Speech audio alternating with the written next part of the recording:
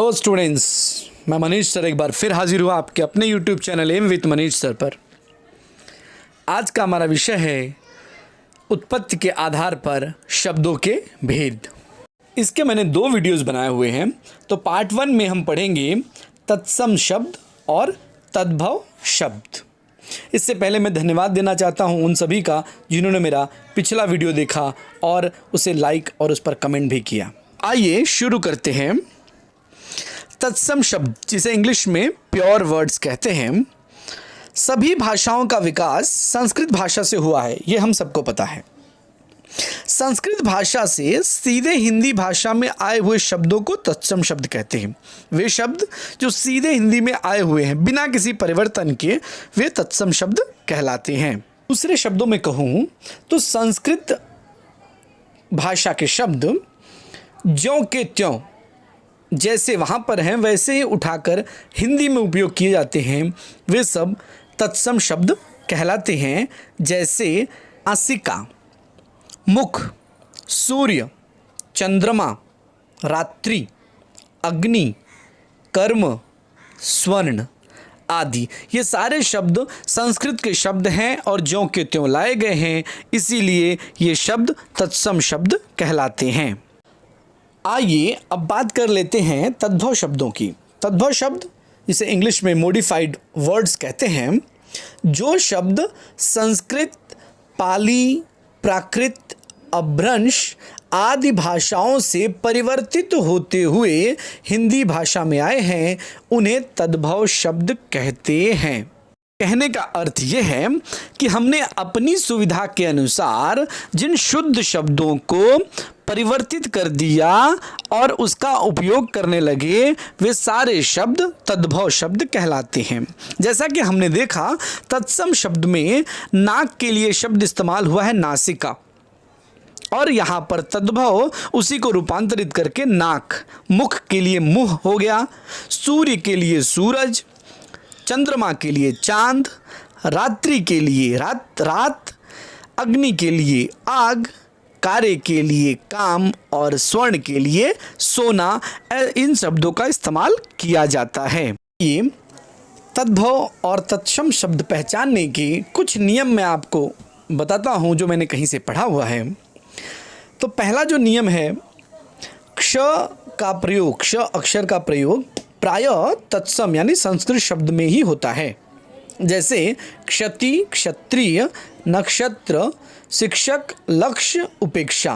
मतलब क्ष जो अक्षर है, इसका प्रयोग मुख्य रूप से संस्कृत के शब्दों में अर्थात तत्सम शब्दों में ही होता है। इसी तरह दूसरा नियम देखिए क्या कहता है कि प्रायः तत्सम में व वर्ण तद्भव में ब बन जाता है। अब व और ब, तत्सम का जो व है वो तद्भव में क्या बन जाएगा? ब। तो देखते हैं, वणिक बन जाता है बनिया, वर्षा बन जाती है बरसात, विवाह बन जाता है ब्याह, और वानर बन जाता है बंदर। इसी तरह तीसरा नियम आगे देखिए, प्रायः तत्सम में श वर्ण तद्भव में स बन जाता है। जैसे श्यामल बन जाएगा क्या? सावला। शुक बदल जाएगा सुआ, सुआ मतलब तोता। शाक बदल जाएगा साग में, शुंड बदल जाएगा सूंड में, और श्वसुर बदल जाएगा ससुर में। तत्सम और तद्भव के नियम में चौथा नियम यह बताता है कि प्रायः री का प्रयोग, जो री अक्षर है उसका प्रयोग तत्सम शब्दों में ही होता है, जो संस्कृत शब्द हैं उनमें ही होता है। जैसे श्रृंगार बदल जाता है, जब तद्भव में आता है तो वो श्रृंगार हो जाता है। घृत बदल कर घी हो जाता है, मृतिका बदल कर मिट्टी हो जाता है। अब पांचवा नियम ये कहता है कि विसर्ग शब्दों का प्रयोग उन्हीं संस्कृत शब्दों में होता है जो हिंदी में उसी रूप में प्रचलित हैं, मतलब ज्यों के त्यों आए हुए हैं। जैसे कर्पूरः शब्द का प्रयोग जब हम तद्भव में करते हैं तो कर्पूर हो जाता है। ज्येष्ठः तत्सम शब्द है, उसका जब प्रयोग हिंदी में करते हैं और तद्भव रूप में करते हैं तो वो ज्येष्ठ हो जाता है। अब कुछ अन्य उदाहरण के माध्यम से इसे और ज़्यादा अच्छी तरीके से समझते हैं। तत्सम शब्द देखिए, पहला जो है वो अंधकार, उसको तद्भव हो जाता है अंधेरा। कार्य का हो जाएगा काज, जीवा का तद्भव हो जाएगा जीभ। दीपक का दिया, निद्रा का हो जाएगा नींद। पूर्व का हो जाएगा पूरब। सत्य सच, कर्ण कान, कूप कुआं। उसी तरह से आम्र जो शब्द है तत्सम शब्द, वो बदल कर क्या हो जाएगा आम। ग्राम बदल कर हो गया गांव। दंत बदल कर हो गया दांत।